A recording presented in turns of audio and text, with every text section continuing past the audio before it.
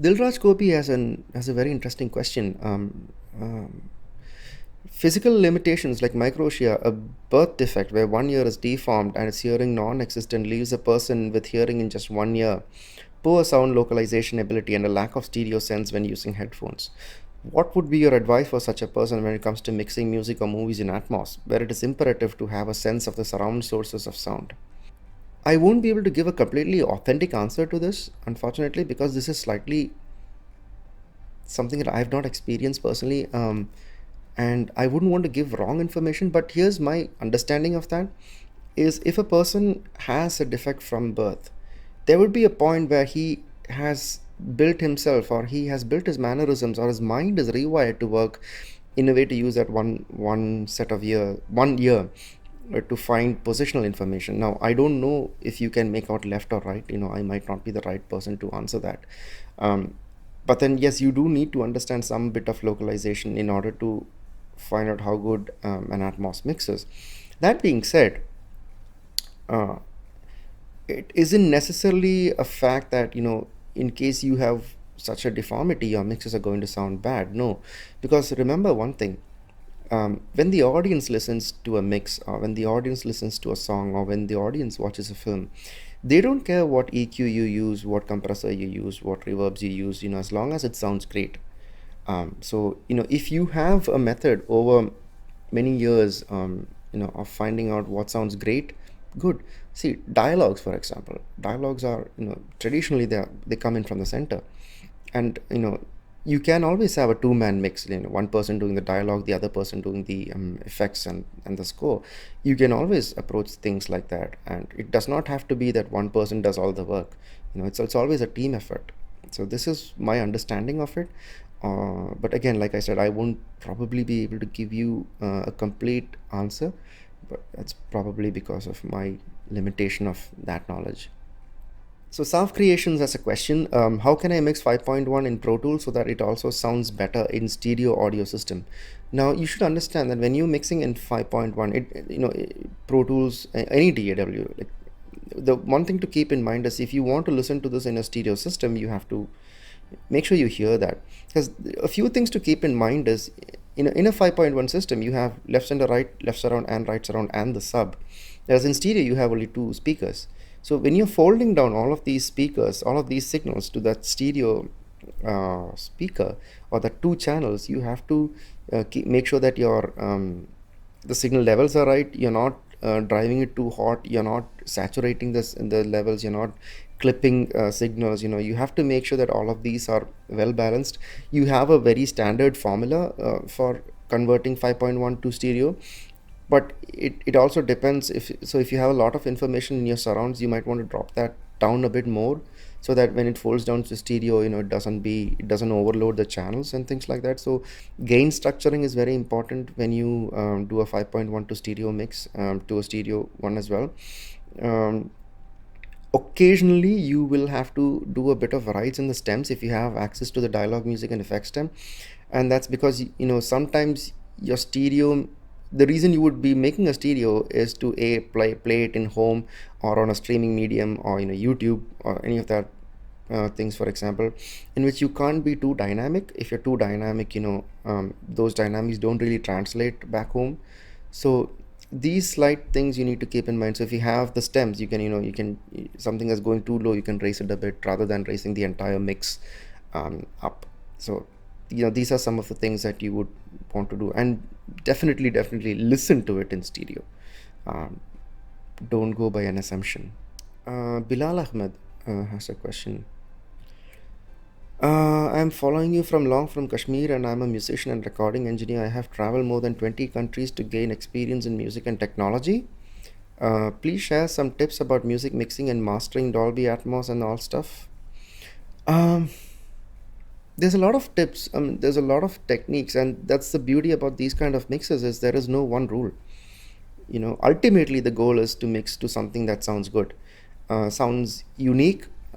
Probably yes, because again that would depend if your scene requires it to be unique. If it does not have a requirement to be unique, but it has a requirement to be, every mix has a requirement to be clean. When I say clean, I don't mean that it has to be shiny and perfect. No, there are mixes, like for example, Gangs of Wasseypur. Um, the mix was very rugged. It was dirty, and it was meant to be like that. It wasn't meant to be a perfect mix at all. It was on purpose meant to be an imperfect mix. That's because the narrative of that film was was a completely different kind of a narrative.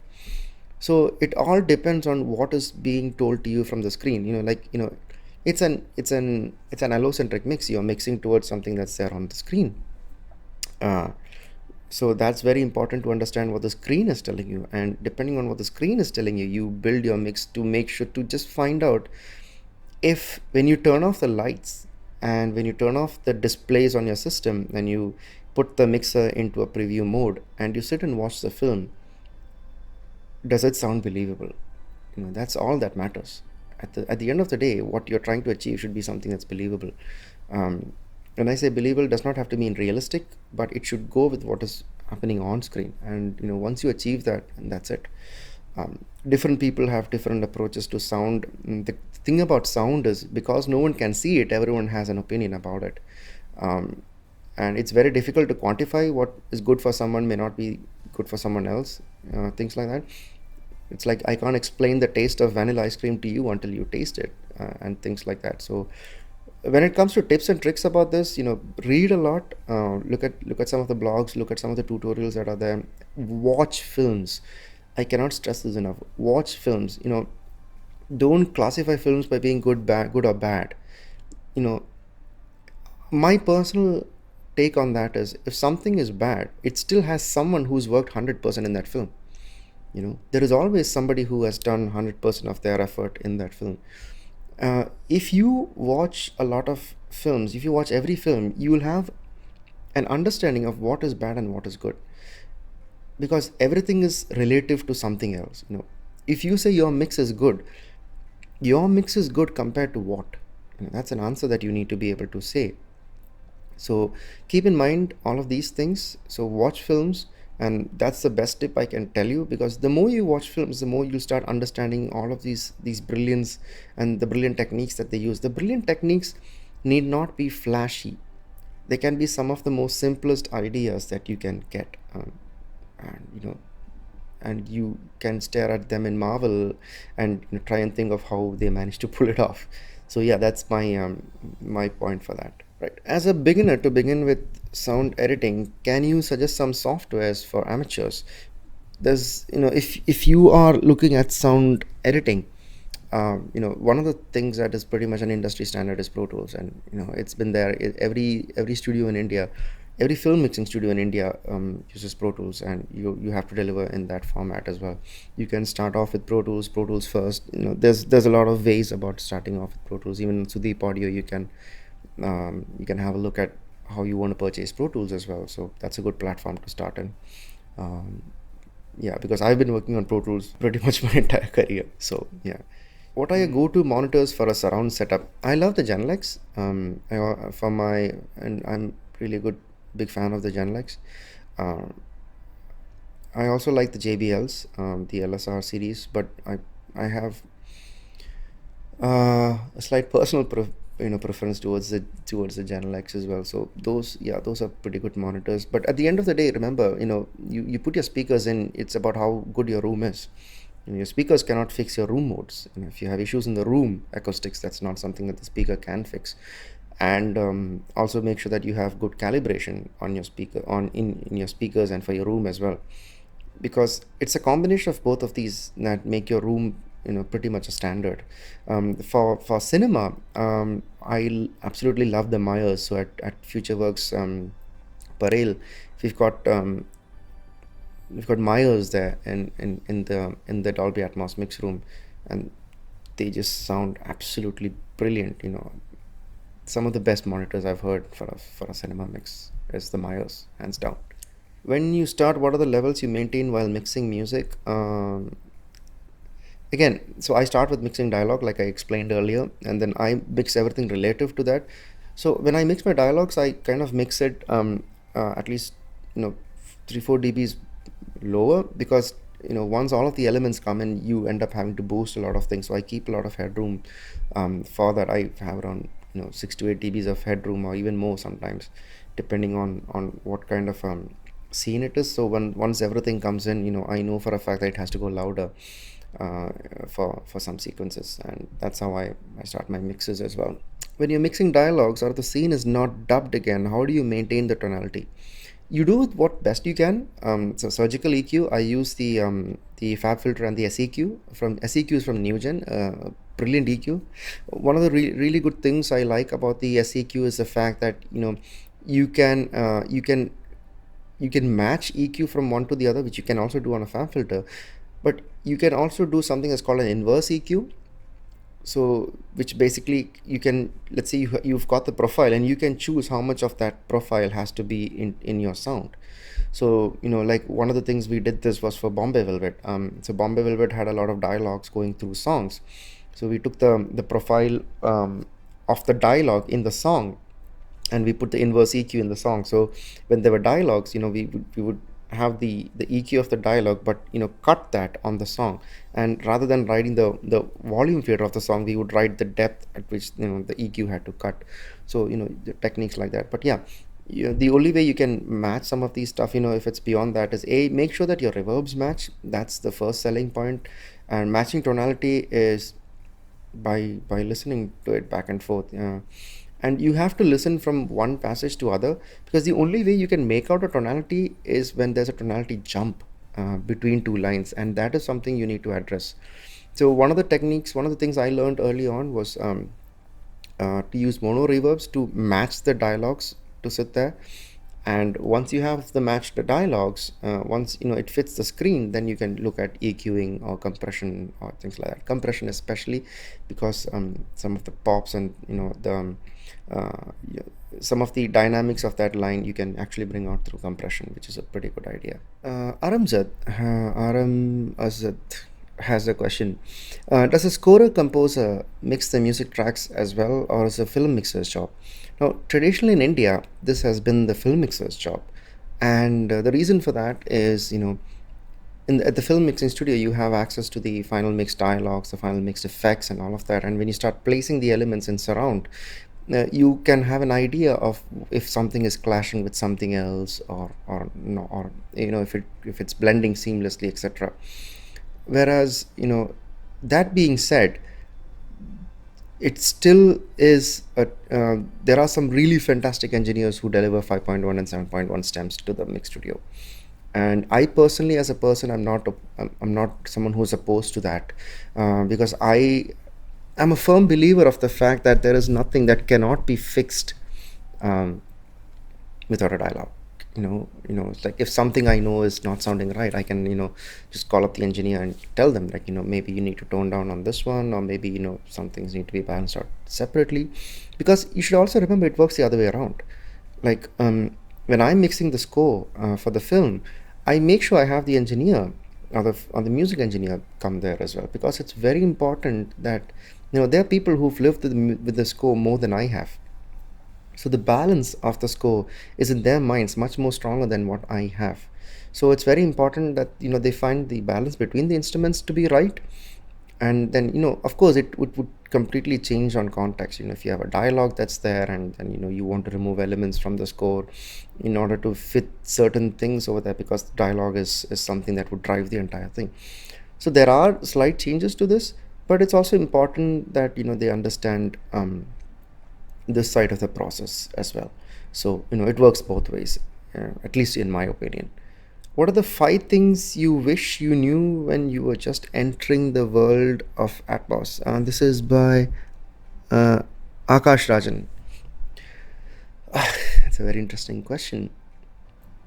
5 things I knew, because when I entered Atmos, we were beta testing Atmos in 2012, since I think it was May or June onwards. And we had, at that point, so FutureWorks Parel is the world's first premier Atmos room with Maya speakers over there. So we were beta testing this to find out what the workflow would be, how would we work around it, how much time would we take for a mix, and also the fact that was that it was very challenging because there were no screens at that point. So if you mix, what happens to the down mix, the 5.1, things like that. And we've had like an incredible amount of help from Dolby in that entire process, and a lot of help in terms of the mix of the shifted to a control surface as well, at that point of time, because that's the best way we figured we could do that mix with that, with the right amount of investments as well. So the five things that I wished I knew, I would probably be able to try and answer those, not specifically to Atmos, but in general when it comes to film mixing. So one thing is, I still to this day wish I had read a lot. I started reading a lot more after I started working, and I figured that if I had been reading before, that is actually much more beneficial to me in opening up my mind towards the philosophies of things, towards the technicalities of things. Because the more you read, the more you become familiar with this, and when you're very familiar, it's not necessary that you understand every single word and every single technical explanation of, let's say, how an equalizer works or how a compressor works, but having the fundamental understanding of why a certain EQ is good or why a certain compressor is good, will help you in a long run. It will help you a lot. So understanding technology is, when I say understanding technology, it's not about rattling off the technical jargon. It's about being able to have a conversation about technology in a layman's language, and that is very important. So I wish I had read a lot. I definitely wish I had watched a lot more movies. I came into film mixing because that was the first job I got. To be honest, it was not like I decided to be a film mixer and I wanted to be. No, it was the first job I got, and I can be very honest about that as well. So I definitely wish I had read more. Watched more films. The other thing is, to this day, I definitely wish I could, read sheet music. I mean, I can do a basic reading of the notes, but that's not enough for me to be fluent enough in reading staff notations. Is this very important? Not really. It varies from, if you want to be a music engineer, I would definitely say yes. It's a good strength to have, to be able to read score sheets. But what I really wanted to do that, and the reason I wanted to do that, was to understand the composer's intention, of that kind of a dynamics in that score. Why is he going so low? Why is he going so high? So those were certain things that I wanted to do as well. The other thing is, I practice a lot on my shortcuts, and I spend hours just doing one particular shortcut. Like for example, Command S, Command Shift W, Command S, Command Shift W, where save and close and then you open. It's the reason I can say that is because I was talking about this very recently, and otherwise it would have to be a muscle memory. So the reason I wanted all of these things to be a muscle memory was to reduce the amount of time between what I thought as an idea and by the time I execute that, and that was very important for me as well. So yeah, so these are some of the things. I probably may not hit 5, but hopefully, definitely I wished I had asked more questions. I was quite shy of asking a lot of questions because there's a fine line between where you can get comfortable about asking questions and becoming a pain.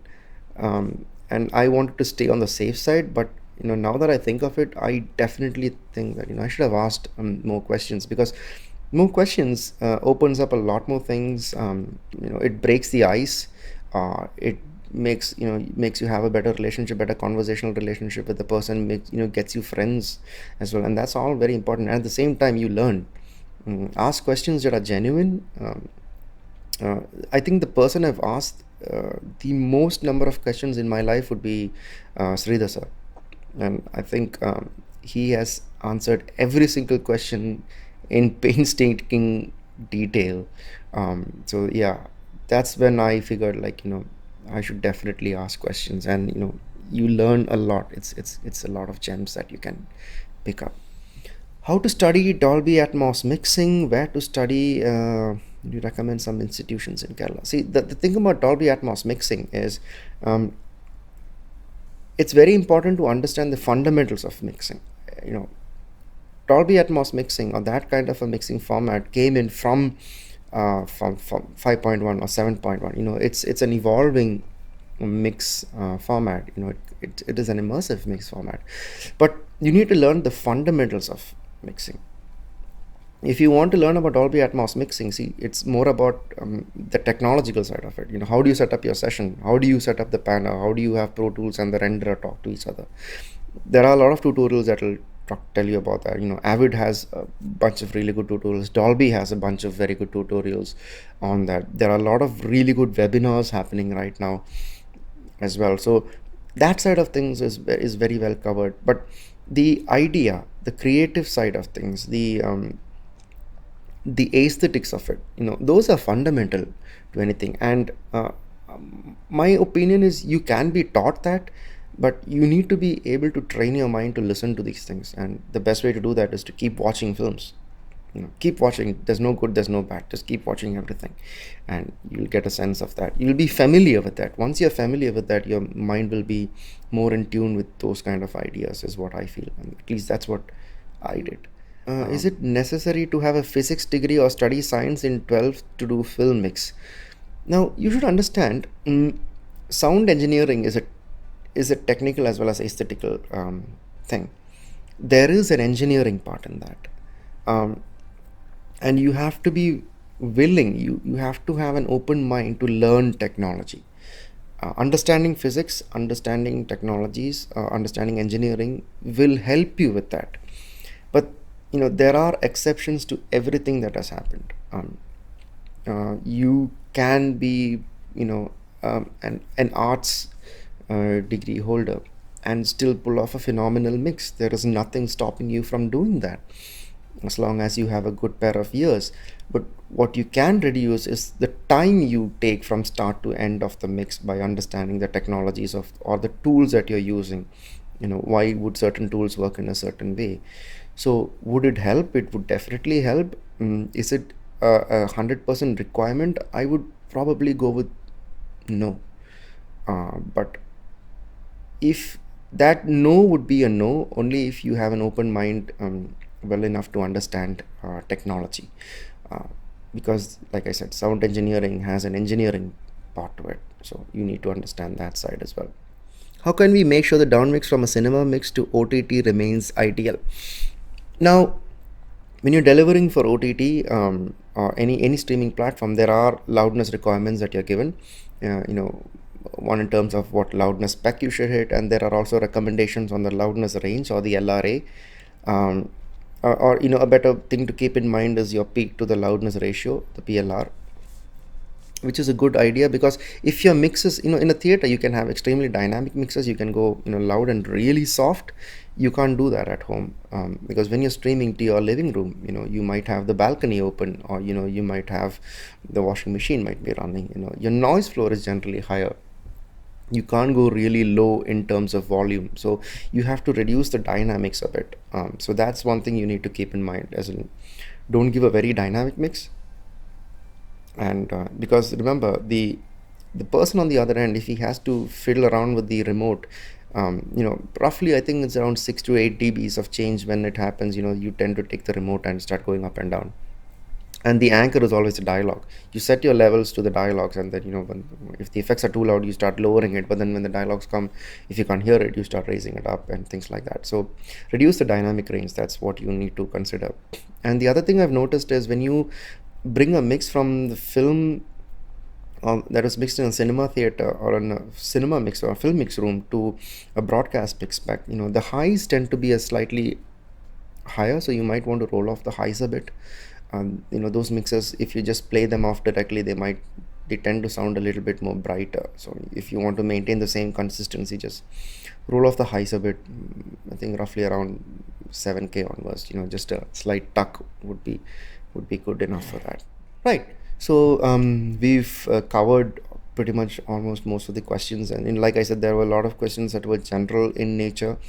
and I've covered some of them as well. And I hope you find this uh, very useful, because at the end of the day, like, conversations like this, you speak to any engineer, any of the established ones, like, you have Shantanu, Vijay, you have Anuj, you have Farhad, you have Parikshit, you have a lot of brilliant engineers, and you speak to everyone, and all of them are more than happy to talk to you, more than happy to explain things to you, more than happy to tell you, if you want to talk about locations and you speak to Nakul or you speak to Bailon, they're very happy to explain things to you. But as long as you know that they understand that the questions are genuine, and you're asking questions for the sake of learning and not just for the sake of asking questions. So ask questions and you'll find an incredible amount of tips, tricks, tutorials, conversations on Sudeep Audio's YouTube channel as well, which is fantastic and phenomenal for the amount of information that is there. So subscribe to Sudeep Audio YouTube channel, and yeah, it's all about networking, making friends, and at the end of the day, when all of this settles down, you know, go out and have your beer with your best friends. That's all there is to it. So stay safe, stay healthy. We'll talk soon. Cheers.